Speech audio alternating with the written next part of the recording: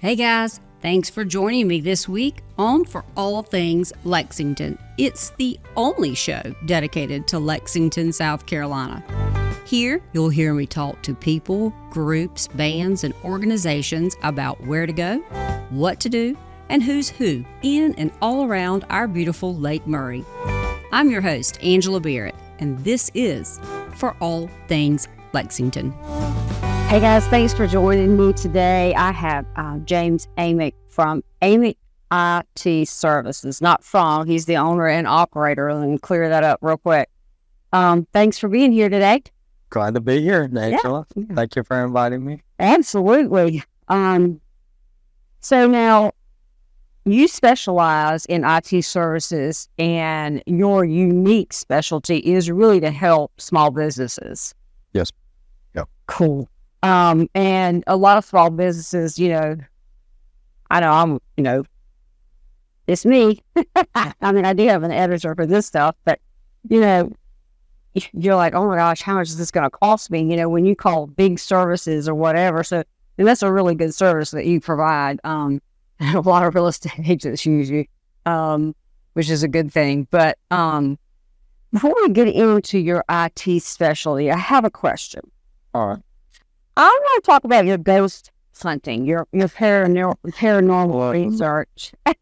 Not my side hobby. Yeah. A little on after creating my IT company, I found that I needed a hobby. So I was just sitting there waiting for work to come in and some off time. Didn't have anything really much to do during the weekends. So I was contacted by the South Carolina Paranormal Research and Investigation Society, and they're looking for another investigator. So I decided me and my sister both signed up. So now, is there like a school for that? No, there's no school. We're not professional. We're more just having fun helping people figure out unknown things. Like where the ghost is in the attic, or pretty much the noise in the attic. Yeah. I have a Casper. Well, I did in my other house. He was a friendly ghost, same time, every day. There's this, and I didn't have squirrels, and I didn't have all that because I had all that checked. I said, okay, I guess it's Casper. So, well, that's pretty interesting. So back to the IT thing. How did you get started? Have you always been into computers? I mean, how's all that get started? So I was always interested in technology, robotics, anything that like made a noise or anything like that. Any technical thing I was always interested in. My grandpa back in the day used to sell dictating machines. So and so he kind of started me off on technology. Of course, playing on the computer with my dad when I was really young, and my grandpa Chapman, he worked for Southern Bell. So I grew up with technology in the 90s. Yeah. So 90s technology. After high school, I actually went to college. My first college was Aiken Tech. Mm-hmm. So just went to Aiken Tech, studied technology there, to get an associate's in basic computer technology, just learning how a computer works and how to build them and all that stuff. And then went into networking systems, so how the internet works. Right. And in that at Aiken Tech, I got my first IT certification, CompTIA A+, kind of gold standard for a computer repair technician, just your bare bones. So there are different kind of repair technicians, though, or IT technicians, because I know some can put a computer together and, make it work. But when it comes to that software stuff, they're like, eh. Yeah, and you do have people who will do one side or the other. My company tends to do both. Yeah, So I've done both hardware and software, not in a programming sense. So we don't do any programming with Python or C++ or any of that. I tried to get into that. Worst college class I've been sat through. I immediately just dropped that course. right. I did not understand anything about that.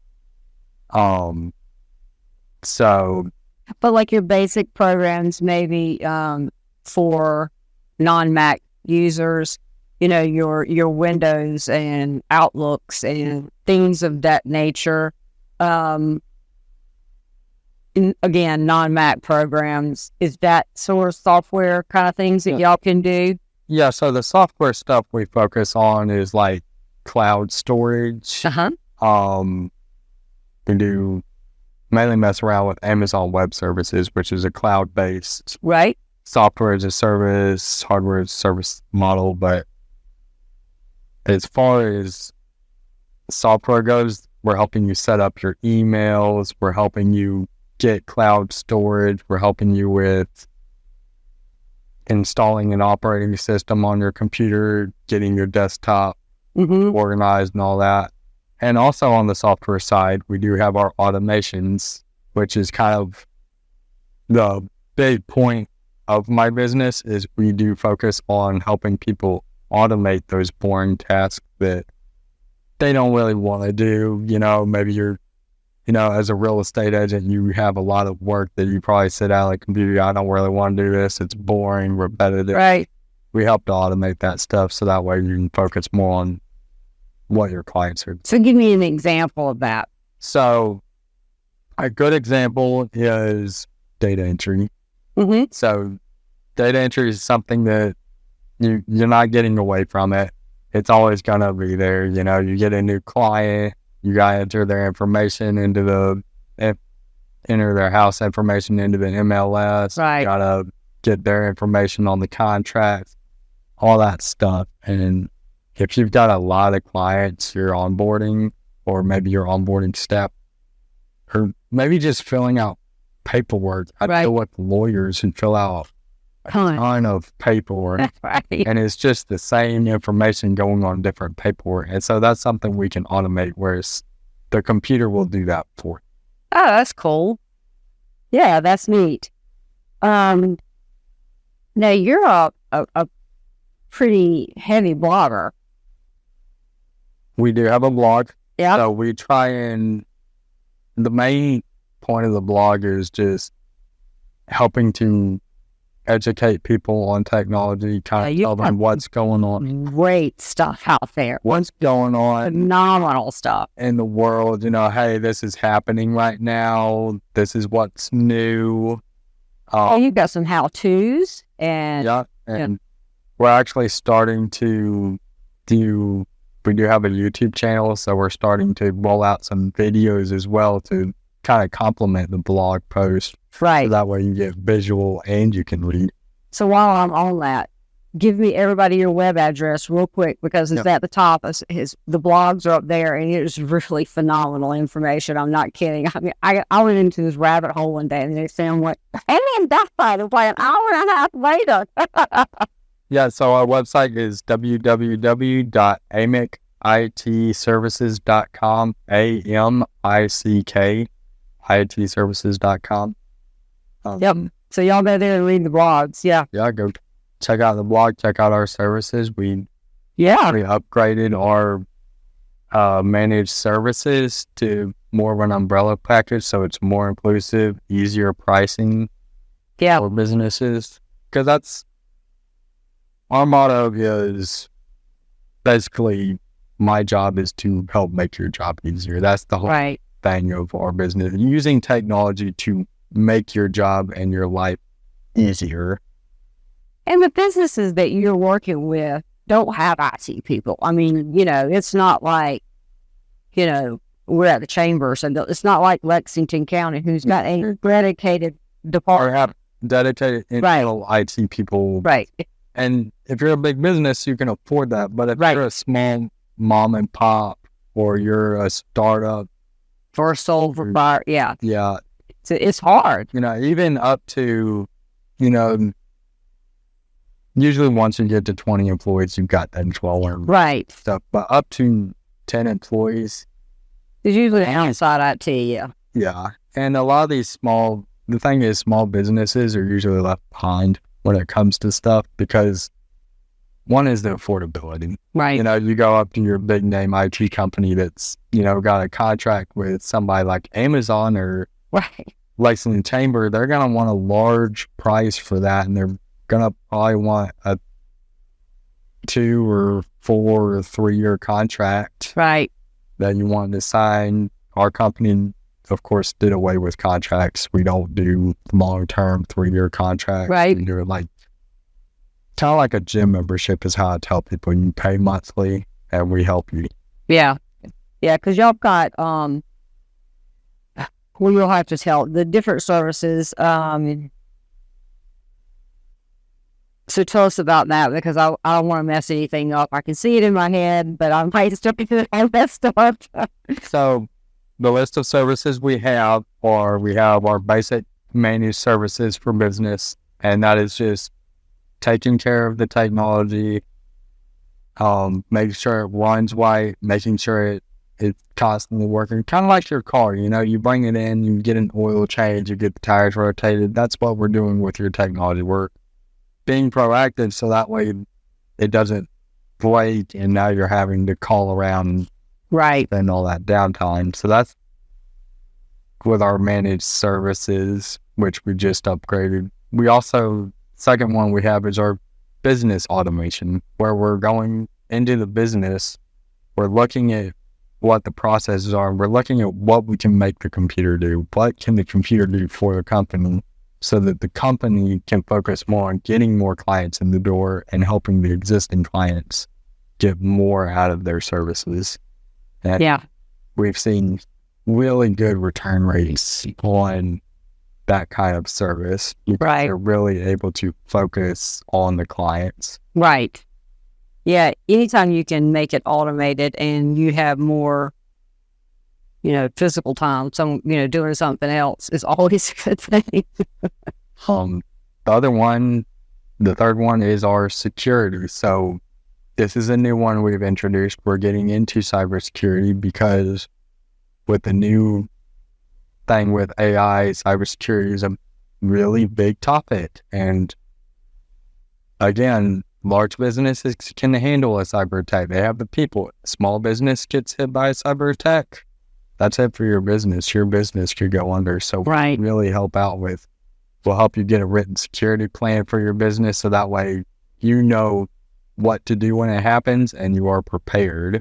That is something I highly recommend for every business, is just have that written security plan for their business so they know, okay, this is what we're going to do to prevent a cyber attack.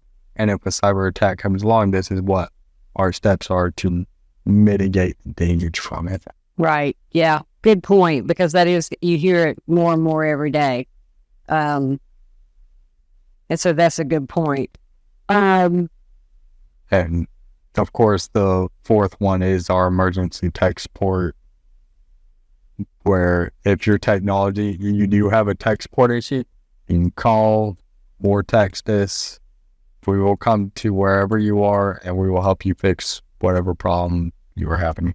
So those are the 4 services we offer. Yeah. Like everything just disappeared, or it's just frozen in time and been that way. It won't go anywhere. I've had that quite recently, actually. Yeah, so, and all of those have different packaging prices. Or you can do, I guess, the whole kit and caboodle, in a big ball. You could. Yeah. That is, we offer both. Gotcha. So now, you've got a book out, The Tech Mastery Blueprint. Tell me about that. Yeah. So when I started my business, my whole stance on this is educating businesses on how they can better use their technology. There's a statistic out there that, enterprises, small, medium, large businesses waste about 10% of their budget on technology. That's how much they're wasting on. Because the thing is, they buy all this stuff they think they need, and in reality, they either don't need it or it's not being utilized properly. Right. I thought there should be a blueprint where you can sit down, actually look at your business on the inside, and be able to score on how efficient it's running, how healthy is the technology in it. And the Tech Mastery Blueprint, you can sit down, go through the book, and inside we have a little quiz. I don't want to say quiz, but it's a little checklist that you can go down and you can look and you can grade how efficient your business is running. And that book will actually walk you through on, okay, here's what you do on the employee side. This is what you can do on the technology side. Here's how. The whole thing is just a blueprint where businesses can kind of put a magnifying glass on their business to see, okay, where are the bottlenecks in my business? Where can we improve? How can we be better? Right. And you're right, because you kind of flounder around. You hear about this and you try it and that didn't work, or either, again, user error. And, and that happens. And before you know it, you wasted a lot of time and a lot of money. Yeah, it's not a good trial and error works until it becomes expensive. And if your company's not making that much money, 10% of your budget, that's a large chunk of your budget. Right. Yeah. And we want to mitigate that as much as possible. What are some of the trends that you're seeing in technology right now, other than AI? So AI, it's everywhere. Well, What's main? You should tell people if you don't know. What is AI? AI is artificial intelligence. So it's here. It's a big deal. Don't worry. No, it's a lot of people are very hesitant about AI.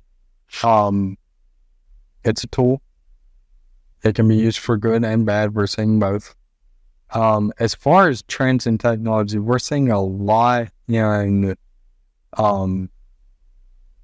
of course, it's all based around AI, but we're seeing augmented reality. Apple, of course, has their Apple Vision Pro. You've probably seen people walking around the street with a $5,000 screen strapped to their. I haven't seen it yet. It's not him. It hasn't come to light. Oh yeah, I was going to say just commercials or whatever. Yeah. So yeah, we're seeing a lot in augmented reality. We're seeing a lot in how technology can be used in marketing. Marketing has improved greatly and has grown a lot. And what are some of the things that you're seeing on the marketing end of it? What are people using it for? So on the marketing end, we're seeing a lot more creativity come out of people because technology has improved enough to an extent to where you don't have to, let's say you're a small business, go back to small business. You don't really have the money to go out, find a high-end artist to make a logo. You don't have the money to get a marketing team together. That can cost a lot of money. What we're saying now with technology is people are now have the power on a computer. One app I use is Canva. It's a very powerful marketing content creation tool, does scheduling and all that. So now somebody running a small business, they don't have to hire a marketing agent. They can try and do it. They can do it on their own at a very low cost. Yeah. We're seeing that Canva. It's becoming more accessible to people wanting to start their own business who don't have a whole lot of money up front. So the barrier, technology is lowering the barrier of entry into entrepreneurship and business is all. Right. So another big thing that I had seen is in the photography end of it. Well, case in point was the princess's name. What's her name? She just had a, you know what I'm talking about. He's been apparently missing for some time due to a stomach surgery, and this photo came out, and they were pointing out that most people at a glance or a naked eye, you know, are not going to notice. Obviously, people who are in photography go, what is that? You know, but again, it's here. I mean, so it's here. And some of it's good. Some of it's good. We are starting to see how technology is making its way into the justice system, kind of for like copyright and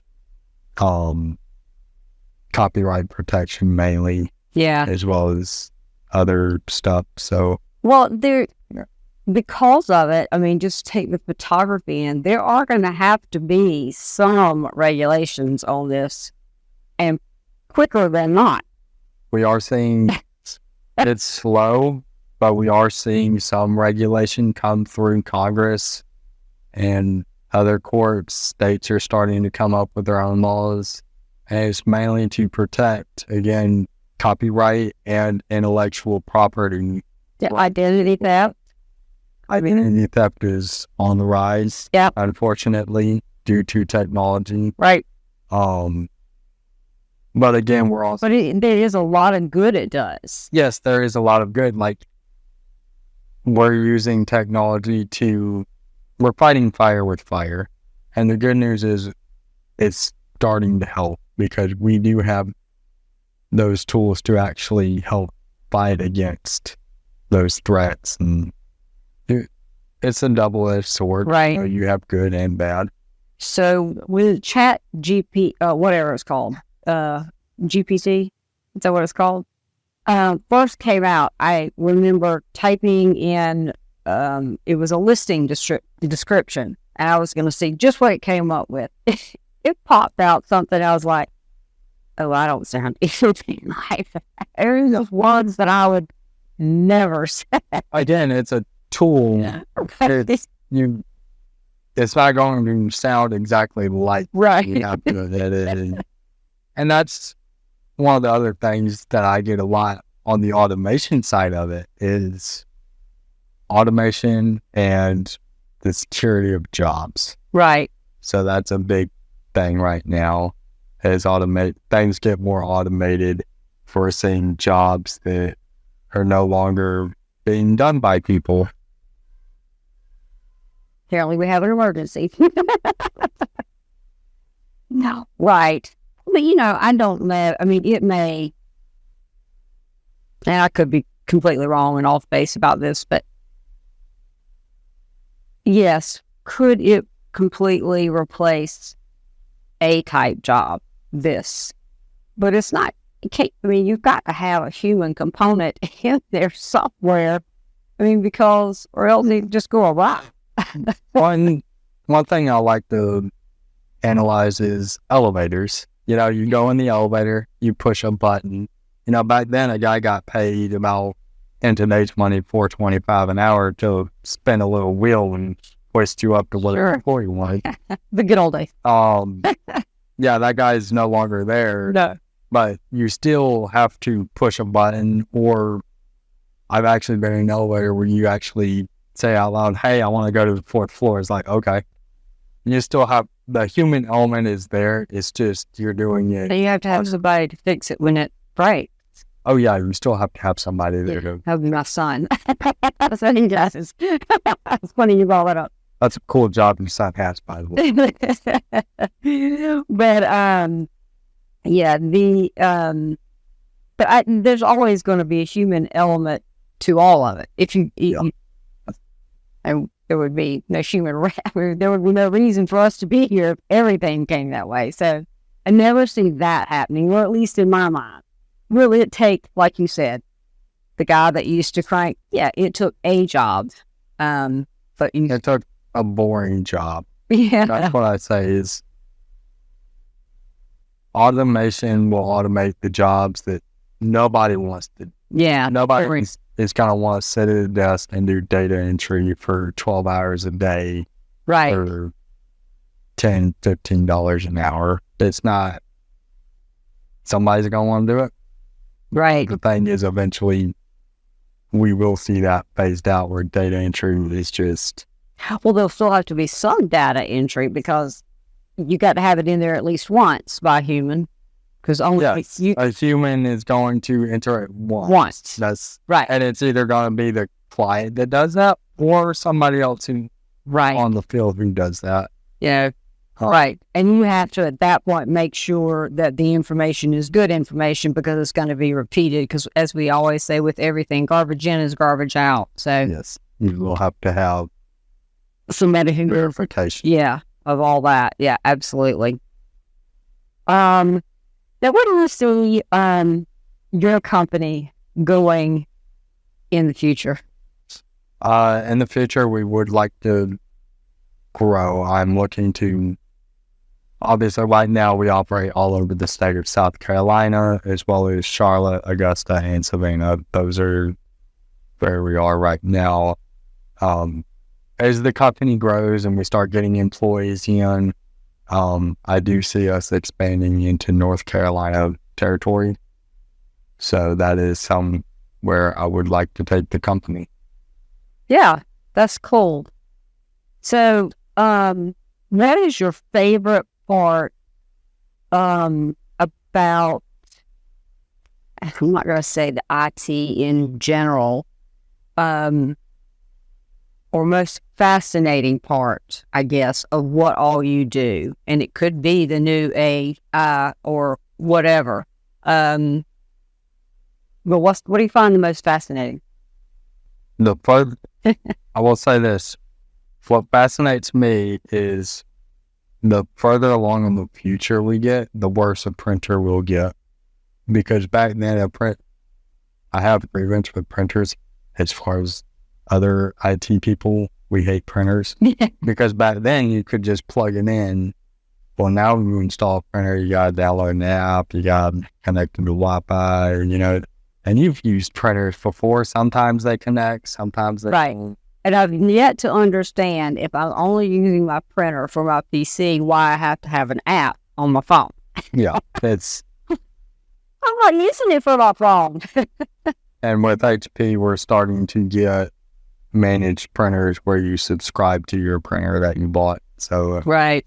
getting to that, which Yeah. that's the number one complaint I get is printers stuff. Yeah. And we still use physical fax machines. So It has to be a very small amount of people. hospitals, Oh, yes. Well, yes. it's mandatory in hospitals. You have to have physical fax. For now, And now yeah. we are seeing where hospitals and other medical are getting into the eFax space, but for security purposes, you still have to have a physical fax machine as a backup. Right. And Because a lot of the hospitals have integrated into, I don't know, MyChart or whatever it may be for that hospital where, those doctors' records, although it's on that person's chart, only the doctors can see this part and you can read. Now, you have certain portions of your records that you can read, but I assure you they don't do it to you all. Some of those the doctors can review themselves. IRS still uses fax machines. In fact, I work with a number of CPAs and accountants still have to fax things into the IRS. Isn't that crazy? Because you would think with all the HIPAA, that anybody can just come and grab something off of a fax machine. Oh, yeah. Versus sending a secure email where you've got to sign into that email. That's just, I don't know, that's fascinating to me. You brought up a good point that I always inform my client. It does not matter how good of an antivirus you have or how strong a password. If I can physically get onto your site and steal the computer, you have nothing. Right. That's why, along with cybersecurity, I also preach physical security because they go hand in hand. Right. Yeah, and I don't really necessarily work with anything that's a HIP would be, I'd have to worry about a HIPAA. I used to many years ago, but yeah, that's a whole new ballgame just right there is all that, privacy information, and talk about in trouble if your information off your computer gets stolen. Yeah, if that information is stolen, you have to tell your client, and that's not going to be good for you. Yeah, and don't you have to report it as well? Yes, you have. Because it's a federal. If you're, I don't know the exact law. Yeah, you do have to report it. You do have to report it to your clients that their data was stolen. Yeah. What a mess.